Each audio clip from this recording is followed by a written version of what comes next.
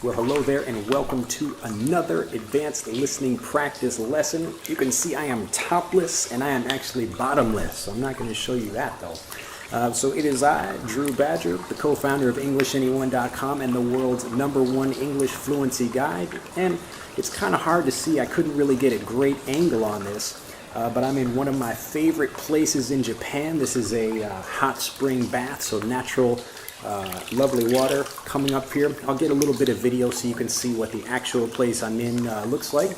But anyway, this is me, and this is my first topless video, so I hope you're enjoying it.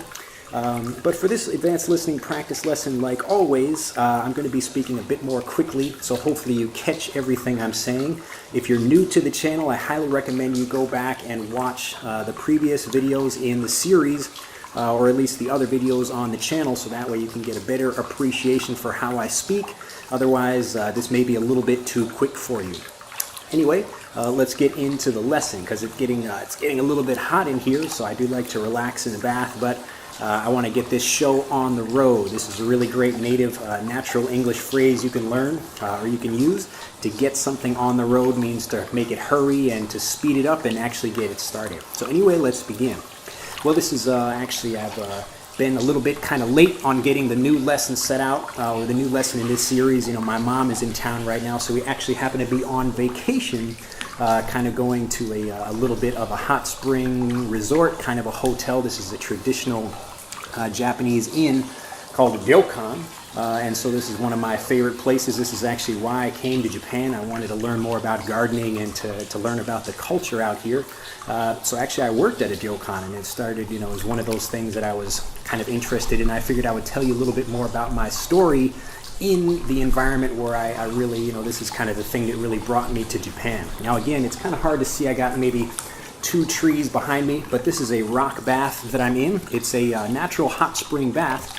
But the facility I'm in, it's actually something that's man-made. So there are quite a few places that you can go to where you can get an experience of something natural. You can actually go outside in a typical hot spring bath. You can get inside mud and that kind of thing, or sand. So I love that about Japan. There's a lot of volcanic activity, so volcanoes and things that produce a lot of great warm water, like what I've got right here.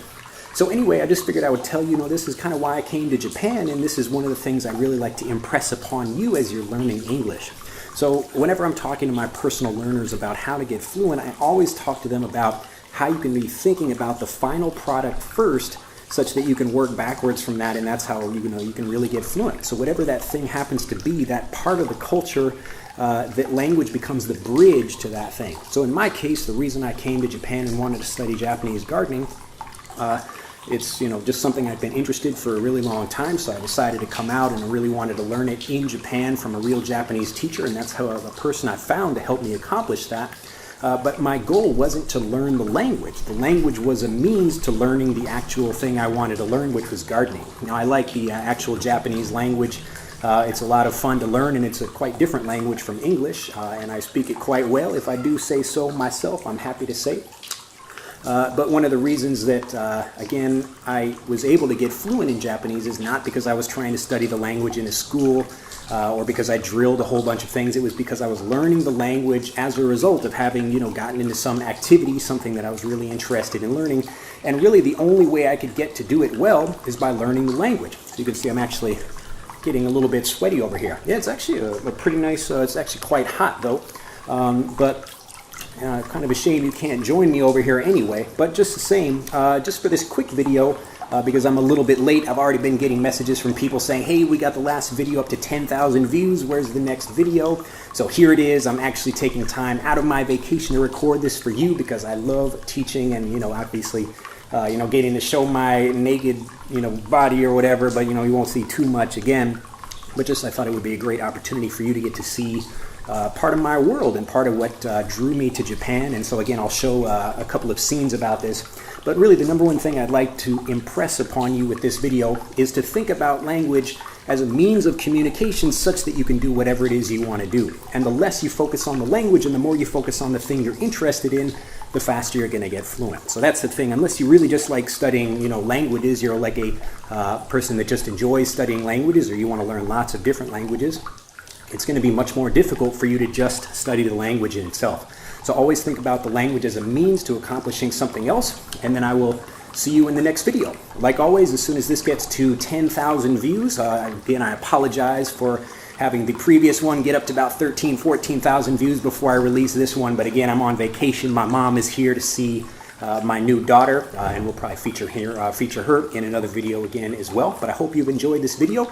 If you're new to the channel, please subscribe, like this video, and if you have any questions or you want to talk about the other things you're interested in, the reasons why you're learning English, not because of the language, but the reason that you're going to use the language, or the place you'll use the language, or whatever your real goal for learning the language is, especially if you're not, again, just somebody that enjoys learning languages. Well, I'm going to turn it off now, and I look forward to seeing you in the next video. Again, as soon as this gets to 10,000 views, I'll release the next one, hopefully right after that. Again, I apologize if I was a little bit late for that, but that's life. Anyway, so again, be sure to like the channel and subscribe to the channel. And if you'd like to learn more about how you can get fluent and actually be doing things in English, I highly recommend you check out Master English Conversation. You can click on the link in this video or in the description below this video if you'd like to learn more about that. That's actually how we take people, in kind of situations like this. We get people talking about how we can use the language and in situations where we use the language in real life, that kind of thing, as opposed to sitting in a classroom and trying to teach you, rules and things like that.